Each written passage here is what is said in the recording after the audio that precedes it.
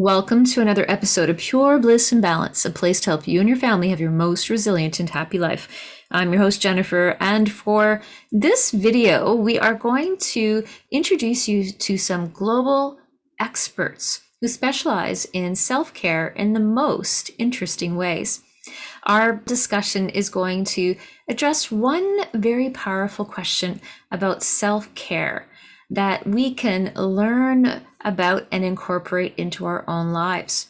If you enjoy the conversation here today, you might want to look below the video to join in on our evergreen self-care retreat to help support you and your family, and if you're an educator, your classroom, to support children and youth and yourself to have a most resilient and happy life. Our self-care retreat has much more content and information and action steps, along with great resources to further support you along your journey to self-care and a resilient and happy life. So having said that, let's get into the conversation right now and learn about these incredible speakers and what they have to say.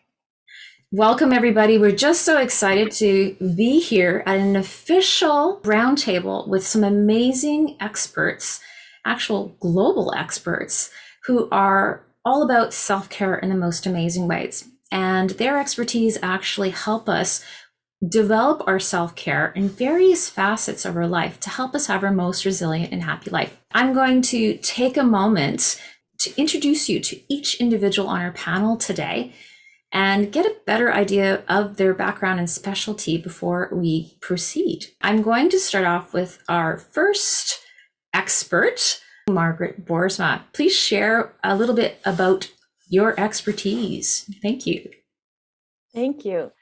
So as a lifetime educator and learner, as well as a parent, I now teach teachers how to teach, basically. And my expertise is in social and emotional learning, because I believe that we can succeed and our children can succeed in life, regardless of social economic class or academic grades or circumstances, if we have mature social emotional learning skills. Fantastic. Let's go on to our next expert speaker, Annie Hardick. Welcome. Thank you, Jennifer, for the invitation. Yes, I'm a children educator, and I have been teaching children mental math. And my mission is to deliver high quality, affordable, and accessible education to children around the world. And I helped build the foundation math skills for children, but also help in increasing the benefit of whole brain training. And that's my expertise. Amazing. Amazing. It's so exciting. I love the idea of learning math because math is fun. Yes. Thank you so much. All right. Our next guest expert is Amanda Smith. Please share your expertise. Thank you, Jennifer. I am a soil scientist and a light worker, and I work with Earth ecosystems. And I teach people how to work in the soil to build an actual physical ecosystem, and actually how to be connected to the earth and to nature in a way that creates ease and grace in your life and creates flow for you. Absolutely love that idea with flow. Looking forward to learning more. Thank you so much. Our next expert is Yendra Shen. Please share your background and expertise. Oh, thank you.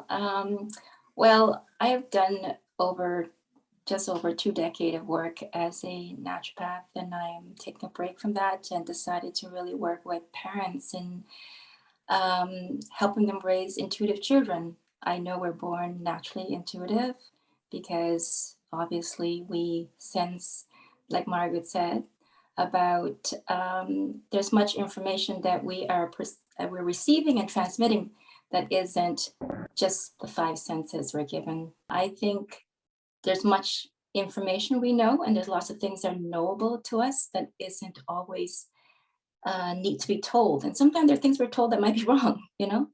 So I really wanted parents to trust their hearts and their instincts to honor their child and let their child kind of, unfold. I think we undermine how much a child actually knows and brings to the world and give things to us.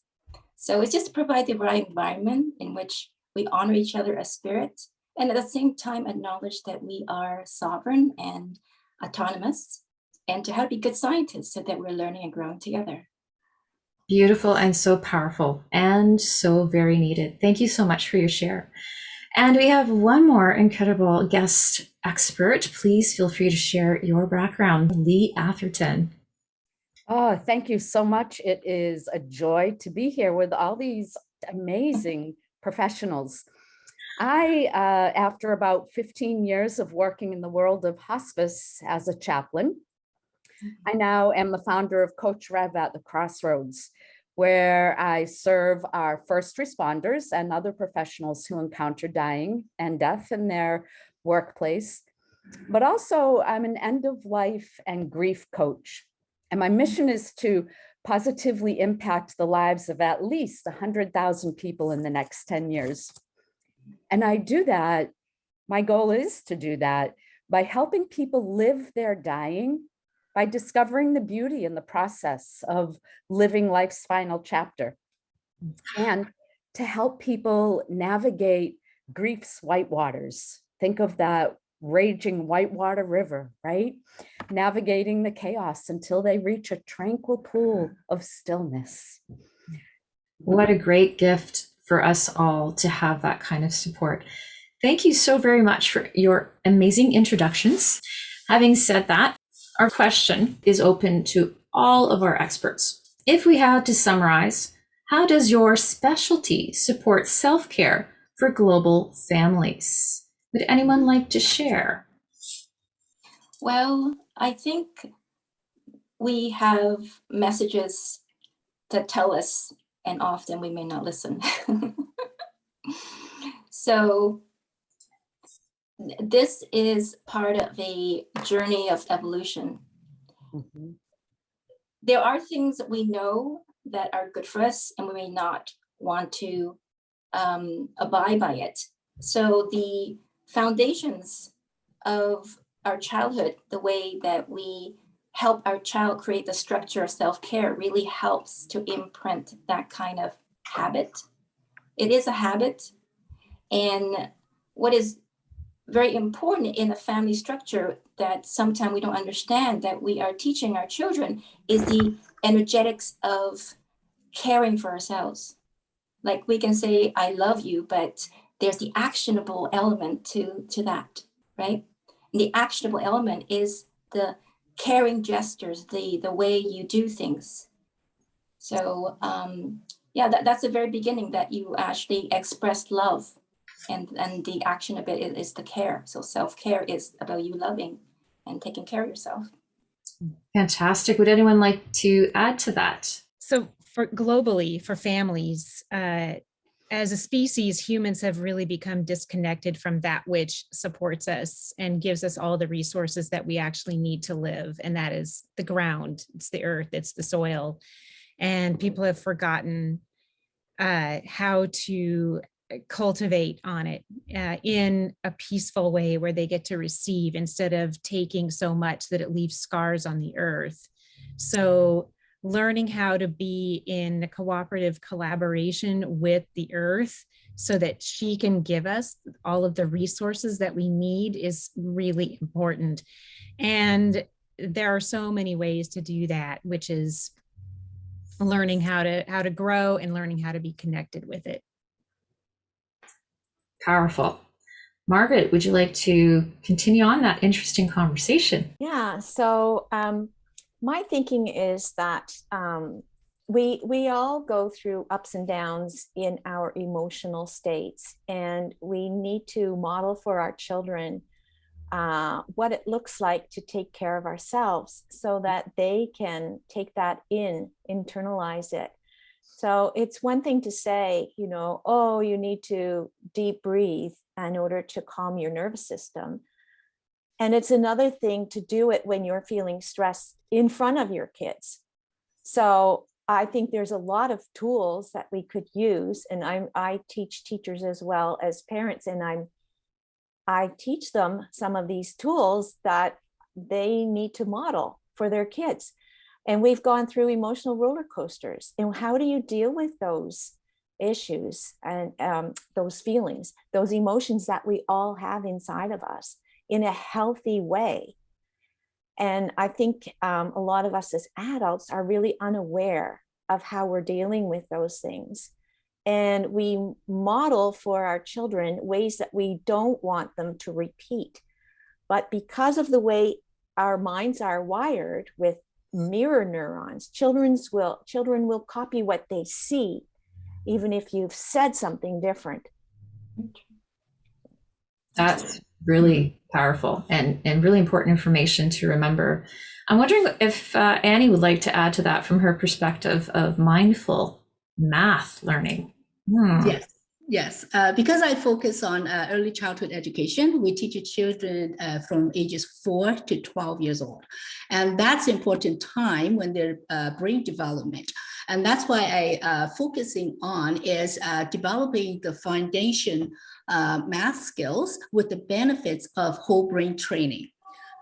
So we help children to increase their focus, and most importantly is to expand their mental capacity, right? So it's not just one side of the brain, right? So it's like both sides of the brain, right? So being able to help them for the future benefit, it's very important to do it right when they're young. Yes, thank you. Very interesting. Thank you. And we have Lee, who can end this particular question. So interesting, when I think of grief and death and dying and global self-care, something that came to my mind, two ends of the spectrum that I'm working with right now. I have a client who is a 96-year-old woman. I take it back. She just had her birthday. And one of the reasons I'm working with her is she is absolutely terrified of death. Her dad died when she was 10 years old, and she wasn't allowed to be a part of anything. The whole experience was hidden from her. And it left her wondering, oh my God, what is so bad about this that I can't be a part of it? And she's lived with that all her life. On the other hand, today I officiated a funeral, and there were, I think if I counted right, 11 children. The youngest was 3. And their parents came from the perspective of, if we allow them to come and we show them that it's normal, death is part of life, right? Yes. Then hopefully they'll be more comfortable with it. And I think that is how across the world we can be taking care of ourselves and those we love by bringing a sense of peacefulness, of acceptance. Death is okay. Start when they are little. Oh, what a great way to end this question. Wow, thank you. Thank you all for such profound conversation. Thank you so much for joining us today. We hope you enjoyed our round table with our amazing guest speakers, discussing the importance of self-care in ways that we might not have thought about before. Remember, if you're interested in learning more about self-care and these various ways to help support you and your family, or if you're an educator, your classroom, feel free to look below the video and join us for our evergreen self-care retreat, which can further support you in the most amazing ways. Until we meet again, take care, be well. Bye for now.